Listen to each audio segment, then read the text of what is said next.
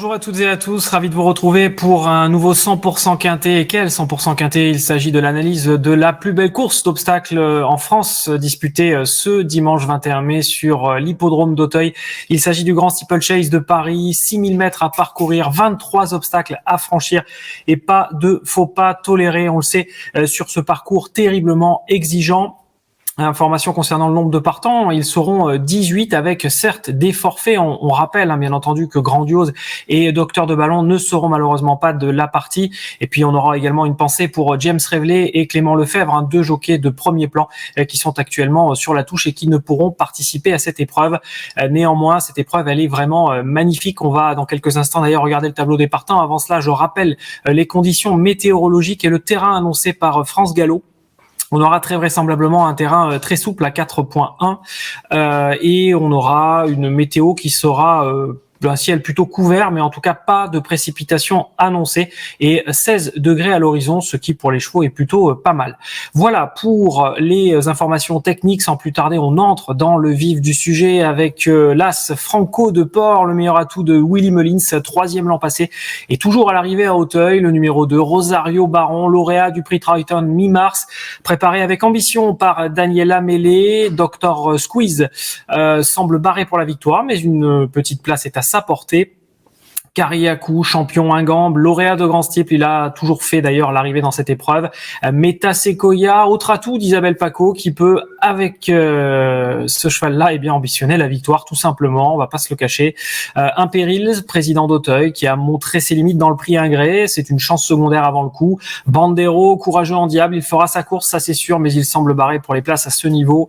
Space Militurf, 9 victoires en 11 courses, mais son retour à Auteuil n'a pas été probant.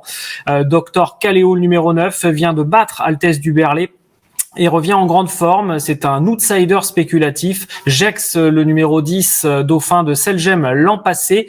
Il vise cette année la plus haute marche du podium. Et puis sur un second tableau, Carefully Selected qui débute à Auteuil à 11 ans et reste sur une contre-performance. Il y a mieux avant le coup. Le 12 Poly Grandchamp vient de gagner le prix Ingré fin avril. C'est un lauréat de groupe 1 et un placé potentiel. Le numéro 13, Général en Chef, a l'avantage de l'expérience, 4e et 6e de cette épreuve. Mais bon voilà, il devrait accuser des progrès. C'est une affaire d'impression, c'est un outsider spéculatif là aussi. Le numéro 14, Suroy, 2e du prix Triton, est confirmé à Auteuil. C'est un trouble fait en puissance. Noble Yeats, vainqueur de Grand National, voilà seulement sa seule sortie à Auteuil, il a été arrêté. Et avant le coup, c'est vrai qu'on lui préférera d'autres candidatures. Enfin, le numéro 16, Starlet du Ménil, François Nicole, est confiant et elle a montré sa compétitivité à ce niveau. Attention, Jessie Rezel n'a pas convaincu lors de ses deux sorties en 2023 et sera pilotée par Rachel Blackmore.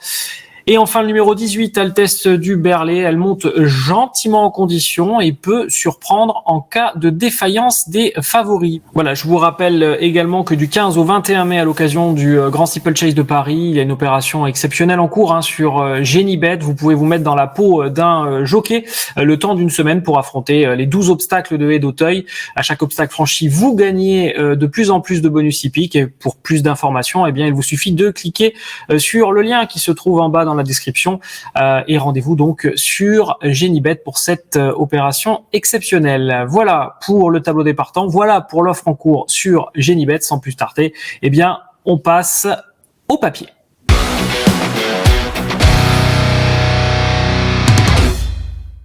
Et on débute notre papier avec le numéro 10, Jex, deuxième du Grand Steeplechase de Paris 2022. Peut-il cette année franchir le poteau en tête? C'est bien entendu son grand objectif. On va revoir Jex lors de sa dernière tentative.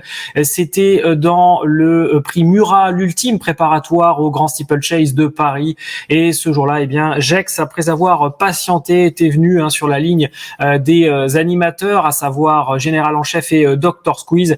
Et puis dans la phase finale, Jex avait fait sûrement la différence. Une course dans laquelle il allait d'ailleurs battre de plus de 3 longueurs et demie très exactement, Meta Sequoia qui allait se classer deuxième, mais également Starlet du Ménil, 4e, Dr Squeeze finissait 5e, Général en Chef 6e et Jessie Rezel dernière. Cette course est très intéressante. Pourquoi? Parce que c'est l'ultime préparatoire bien entendu, mais ça démontre à quel point Jex est prêt. Gex, vous allez le voir d'ailleurs également en fiche, c'est un cheval qui fait preuve d'une incroyable régularité en steeplechase, 5 courses, 80% de réussite dans les 3 premiers. C'est très clairement un lauréat en puissance dans ce grand steeplechase de Paris. Il est en plus dans l'ensemble vraiment très fiable et on le voit jouer un tout premier rôle. Seulement voilà, il ne sera pas seul bien entendu, il y en a 17 autres et notamment ce numéro 5, Meta Sequoia. Meta Sequoia, on vient de le voir en action dans le prix Murat où il se classait deuxième. Et bien on va le voir lors de son avant-dernière sortie dans le prix Robert de Clermont-Tonnerre. C'est la première épreuve préparatoire au Grand Steeplechase Masters, ce Grand Steeplechase de Paris, et Meta Sequoia allait se classer deuxième ce jour-là en étant dominé notamment par Grandeur Nature. Une course assez étrange parce que Meta Sequoia paraissait battu en début de parcours, en tout cas très loin dans le parcours et pris de vitesse, mais le cheval était vraiment revenu superbement finir, donnant d'ailleurs un petit peu chaud quand même à Grandeur Nature qui avait dû s'employer ce jour-là. C'est une course intéressante également puisque c'est une préparatoire au Grand Steeple et également parce qu'il y avait notamment dans cette course Dr Squeeze qui allait se classer quatrième, mais aussi Bandero. Suroît avait chuté à cette épreuve, lors de cette épreuve au gros Open Ditch de mémoire, et donc Meta Sequoia, c'est un cheval qui très clairement, disons-le franchement, est l'opposition directe à notre favori Gex. Ça serait même pas surprenant de voir Meta Sequoia s'imposer, même si c'est un petit peu un poulie d'or. Il collectionne les premiers accessites. Je me souviens cet hiver que j'avais été voir Isabelle Paco et qu'elle m'avait dit que le Grand Prix de Pau c'était pas du tout un objectif avec ce cheval-là qui avait eu des problèmes de santé, d'où son interruption de carrière. Elle avait de grandes ambitions à Auteuil et que c'était à Auteuil que se situait son avenir. Et on voit très clairement que désormais, son avenir, il se situe dans ce Grand Steeplechase de Paris avec une très belle carte à jouer. Vous le voyez également au niveau de cette fiche palmarès. C'est un cheval qui est incroyablement régulier. 13 courses, 2 victoires, 92% de réussite. Ça fait de ce Meta Sequoia, qui on le rappelle n'est âgé que de 6 ans, un concurrent très sérieux pour la victoire. Le numéro 2, Rosario Baron. On parlait de Pau il y a de ça quelques instants et on parle de Rosario Baron qui a longtemps été peut-être cantonné à cette image de spécialiste du pont long et peut-être moins performant sur les très belles joutes en steeplechase sur l'hippodrome d'Auteuil. Désormais, on se rend compte que ce Rosario Baron, il a franchi un palier, c'est très clair. On le voit d'ailleurs en vidéo dans ce prix Troughton où il a crevé l'écran et c'est très clairement dans ce groupe 3 qu'il a montré de quel bois il se chauffait sur la butte Mortemart au plus haut niveau, une course dans laquelle il avait une course un peu sans concession où il avait été devant avec Suroît justement qui allait terminer deuxième. Il y avait également dans cette épreuve Starlet du Ménil qui allait se classer quatrième ou encore Jessie Rezel et Polly Grandchamp. Et très clairement, Rosario Baron a montré qu'il était de ce niveau-là. Et puis surtout Rosario Baron vient de répéter à Compiègne. Alors certains c'était pour le maintenir en condition, mais il a tracé une belle ligne droite et il s'est imposé. Et c'est très important dans l'optique du Grand Steeplechase de Paris. Il faut voir son état de forme lors de ces 4 dernières courses. Qu'est-ce que ça a donné ? 4 courses, 3 victoires, 100% de réussite dans les 3 premiers. Là aussi, c'est très difficile de ne pas tenir compte de la forme dans l'optique d'un Grand Steeplechase de Paris. Et Rosario Baron peut très bien créer l'exploit lui aussi. Il faudra s'en méfier. Nous faisons également confiance au numéro 8, Space Militurf, qui dépend de l'entraînement de Guillaume Macaire et d'Hector de la Jeunesse, tandem tenant du titre, on le sait, avec Selgem. Space Militurf qui présente la particularité d'avoir d'ailleurs débuté sa carrière sur l'hippodrome de Limoges, où il s'était baladé ce jour-là. Et puis ensuite, il a vraiment gravi les échelons, enchaînant les victoires. Il a notamment été gagné sur l'hippodrome de Merano, une très bonne course pour 4 ans. Alors ensuite, Space Militurf, très clairement, sur sa dernière course, on va le voir, c'est un peu mi-figue, mi-raisin. C'était dans le prix Ingré, il allait se classer 5e. On peut pas dire que ce soit mauvais, soyons très clairs, mais ce n'était pas non plus exceptionnel. Une course remportée par Polly Grandchamp, où il avait longtemps figuré aux avant-postes, mais il n'avait pas été parfait dans ses sauts. C'est sans doute ce qui lui a posé des problèmes. En tout cas, il l'a payé en fin de de parcours. Et c'est vrai qu'il avait vraiment coincé dans la phase finale avec cette course donc qui était remportée, je le disais, par Poli Grandchamp, mais également par une course dans laquelle Franco de Port courait, allait se classer troisième, protégé de Willy Mullins dont on va parler dans quelques instants.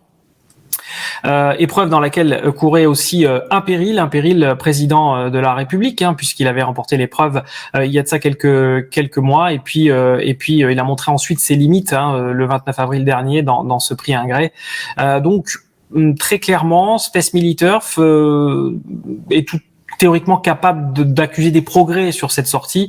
On le voit en fiche, c'est quand même un cheval là aussi qui en termes de performance attire l'attention. 11 courses, 9 victoires. Voilà, c'est un cheval que l'on se doit de respecter. Et si Guillaume Macaire et Hector de la Jeunesse ont décidé de le présenter, c'est forcément qu'il est compétitif. Donc on va faire confiance au numéro 8, Space Militurf. De la même manière, on va faire confiance à l'As Franco de Port qui dépend d'un redoutable entraînement, celui de Willy Mullins qui, lorsqu'il se déplace en France, se déplace rarement pour faire de la figuration, qui, on le sait, en Irlande est un crack absolu. Il a battu son record de gains d'ailleurs cette année. Il ne cesse de repousser ses limites. C'est un top entraîneur et ce Franco de Port, eh bien, on va le revoir non pas lors de sa dernière tentative puisque vous venez de la voir. Mais on va le revoir, Franco de Port, l'an passé dans le Grand Steeplechase de Paris, une course dans laquelle il a se classé troisième derrière Gex. Voilà, la course était remportée, vous le savez tous, par Selgem, mais il a déjà l'avantage d'avoir disputé le Grand Steeplechase de Paris, et c'est un cheval qui, de surcroît, eh bien, fait preuve d'une incroyable réussite sur l'hippodrome de la Butte-Mortemart. 5 courses, 1 victoire, 4 places, ça nous donne du 100% de réussite, raison pour laquelle eh bien Franco de Port sera retenu sur notre ticket, un ticket que nous vous conseillons d'élargir bien entendu car il y a d'autres chevaux qui peuvent prétendre à la victoire dans cette épreuve et qui peuvent aussi faire l'arrivée. C'est notamment le cas du numéro 4 Kariakou, on en a parlé dans notre présentation. Isabelle Paco est vraiment bien représentée parce qu'elle a Meta Sequoia, mais elle a aussi ce Kariakou, lauréat de Grand Steep, il a toujours fait l'arrivée lorsqu'il a disputé le Grand Steep, donc attention au 4 Kariakou.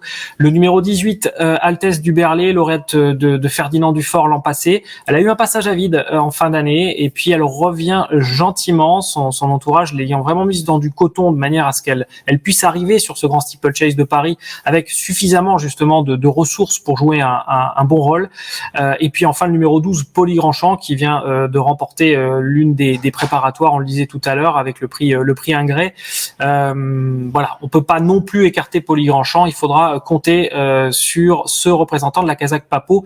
On rappelle le concernant que Bertrand Lestrade avait le choix entre Gex et Poli Grandchamp et qu'il a choisi Gex. Donc c'est un indice supplémentaire et qui fait qu'on peut accorder toute notre confiance, c'est le cas de le dire, à ce numéro 10, Gex, qui sera donc notre favori. Voilà pour la présentation du papier. On va passer sans plus tarder à la sélection.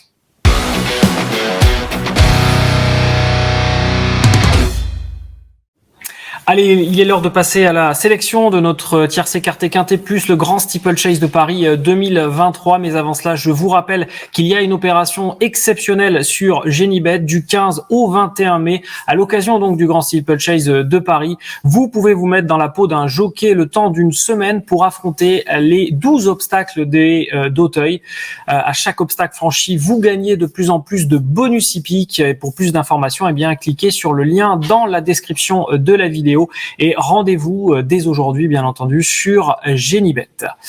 Alors, la sélection de ce tiercé écarté quinté plus, eh bien, nous avons placé en tête de notre sélection le numéro 10, Gex, deuxième l'an passé du Grand Steeplechase de Paris. Cette année, il peut tout à fait monter sur la plus haute marge du podium. Il lui faudra pour cela battre le numéro 5, Meta Sequoia. Le numéro 2, Rosario Baron, est étincelant. Il est en grande forme, attention à lui. Le numéro 9, Space Militurf, devrait accuser des progrès sur sa dernière tentative. L'As Franco de Port est entraîné par un redoutable entraîneur, Willy Mullins, et s'il vient disputer ce Grand Steeplechase de Paris, c'est à nouveau pour y jouer un très bon rôle. Voilà pour notre sélection en 5 chevaux. Notre conseil de jeu, on ne va rien inventer. R1 C7, on reste à Auteuil, donc avec le prix Ferdinand Dufort et le numéro 3, Runtos Ganamos. C'est un champion en devenir et il sera logiquement le cheval à battre dans ce prix Ferdinand Dufort. Merci de nous avoir suivis. Je vous rappelle bien entendu de bien cliquer sur le lien pour l'opération en cours sur Génibet et je vous dis à très bientôt pour de nouveaux 100% quintés. Merci à vous d'avoir suivi cette vidéo. Alors pour vous abonner à notre chaîne YouTube, c'est ici. Et pour suivre encore plus de vidéos Paris Turf, c'est de ce côté.